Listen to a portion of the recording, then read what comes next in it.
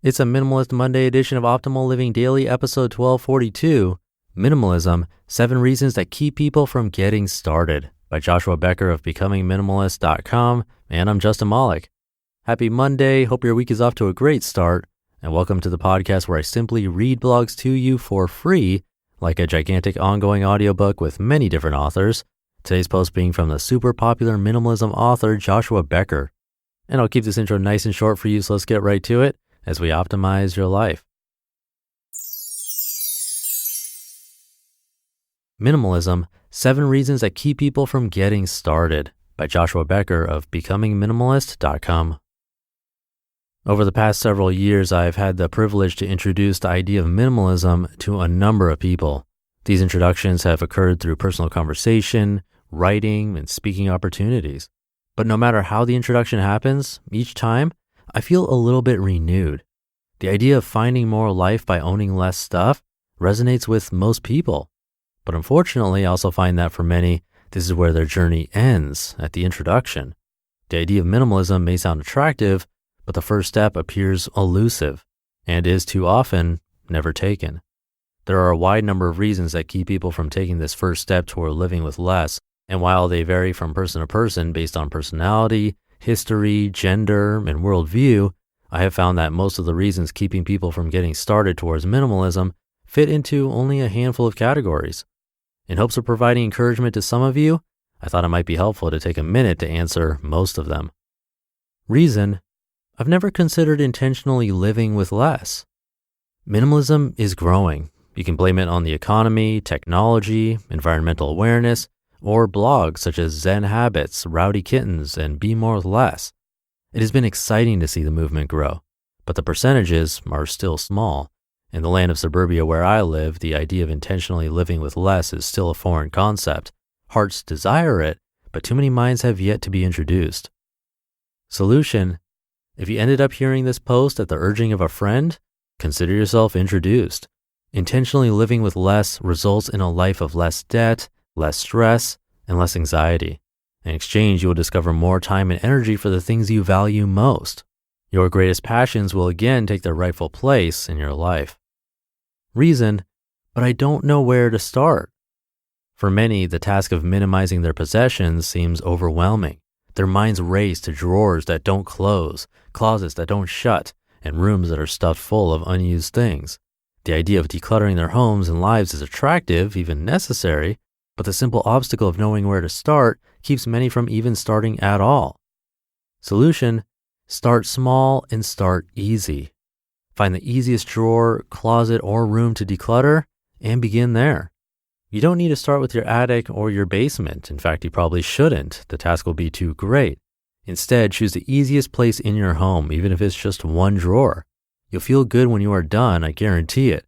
And that feeling of success and relief will carry you on to the next step, and the next, and the next, and eventually even the attic. Reason: but I don't have the time. Minimizing possessions takes time. You didn't collect everything in your home over the course of one weekend, and it's going to take longer than one weekend to sort it out and remove the non-essentials. But we live such busy lives these days.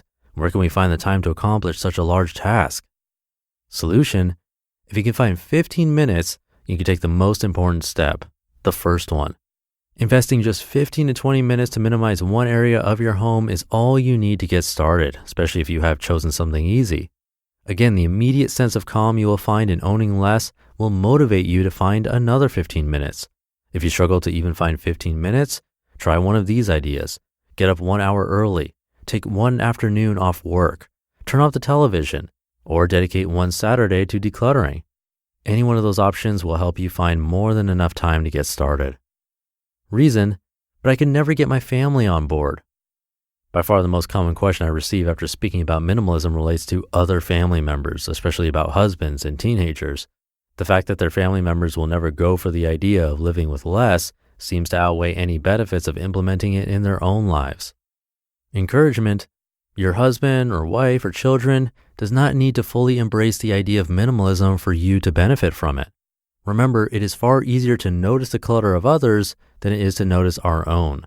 But if you just decide to start with your own personal belongings, you will notice a huge difference. you will almost immediately find more time in your life for the things that matter most, even if your kid's bedroom is still messy. And the more you begin to experience freedom in your life, the more your family members will start to take notice. Just ask my wife. Reason, but I don't know what I'd do with blank. Another common thought process I've noticed is that people's minds often rush to their toughest belongings to minimize. These vary from person to person, but typically resemble sentimental items, books, or hobbies. Over the years, they've collected a large number of items in these particular areas, and the thought of having to part with them raises concern and often stops them from ever taking the first step. Solution, you don't have to part with anything until you are ready. And you certainly don't have to begin by removing the things that mean the most to you. If you are anything like we were, you have a whole house, or at least a clothes closet, full of things that don't mean anything to you. They're just taking up space in your home and life. They don't fit, match, or work anymore. They can easily be removed. Start there, and remember that there is no time limit on this journey. If you are not ready to part with the memories of your past today, don't worry about it. Maybe you'll be ready tomorrow, or the day after that. Reason, but I'm afraid of change.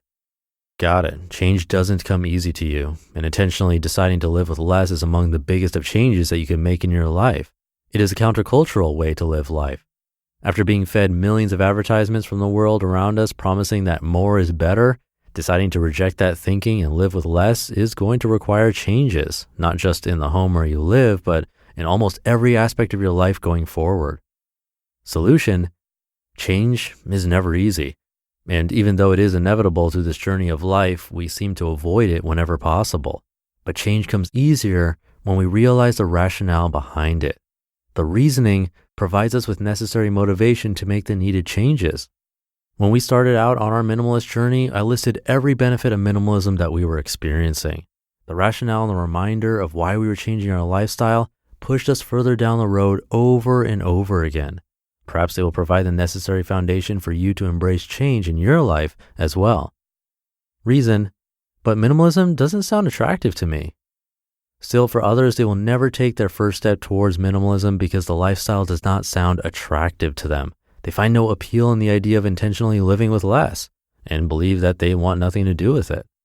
Solution, I embraced the idea of minimalism because it became apparent to me that the stuff in my life was keeping me from the most important things in my life: faith, family, and friends. And since removing most of the personal possessions from my life, I found more freedom, energy, and finances to pursue the relationships that mean the most to me. And that applies to this relationship as well. May our differing views on possessions never come between us as friends. You just listened to the post titled Minimalism, 7 Reasons That Keep People from Getting Started by Joshua Becker of BecomingMinimalist.com. Great post. That one covers so many of the questions that I hear in minimalist groups online. So definitely share it if you think anyone can benefit from it. I'll keep this ending nice and minimal for you, so have a great start to your week, and I'll catch you tomorrow where your optimal life awaits. Hey, this is Dan from the Optimal Finance Daily podcast, which is a lot like this show, except more focused on personal finance. Justin handpicks the best posts he can find from blogs and authors like Ramit Sethi, Mr. Money Mustache, and more, and I read them to you 5 days a week. So if you enjoy this podcast, come on over and subscribe to Optimal Finance Daily too. And together, we'll optimize your financial life. You've been listening to Optimal Living Daily. Be sure to hit the subscribe button to stay up to date on each new episode, and head to oldpodcast.com. That's OLDpodcast.com for a free gift, as well as more actionable tips and resources to help you maximize your potential. Thanks for joining us, and remember, your optimal life awaits.